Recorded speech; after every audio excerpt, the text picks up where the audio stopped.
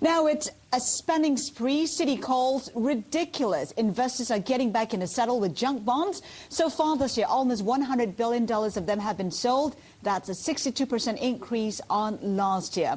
Our bond reporter, Katrina Nicholas, joins us from the Singapore newsroom. Hey, what's behind this love for junk?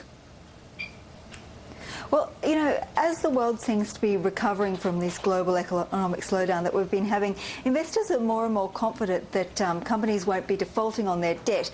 Figures out recently from JP Morgan say that the default rate for high-yield issuers in the US will be just 4% next year. Now, that's down from about 9% this year. And that's meant that the extra yield that investors demand to own this sort of debt has fallen 1.14 percentage points this month to 7.98 percentage points.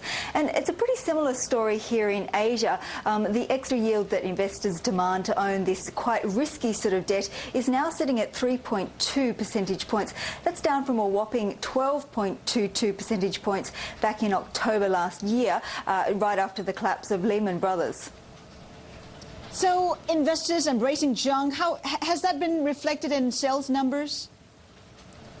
It sure has. As you just said, I mean, sales of junk bonds in the US are at $98.6 billion year to date, and that's already a 62% increase on the same period for 2008. And you've seen a lot of quite well-known brand names sell these junk bonds, issuers like Blockbuster, Delta Airlines, and also casino owner MGM Mirage. So perhaps it's that familiarity that people have with these well-known companies that's also prompting the investment.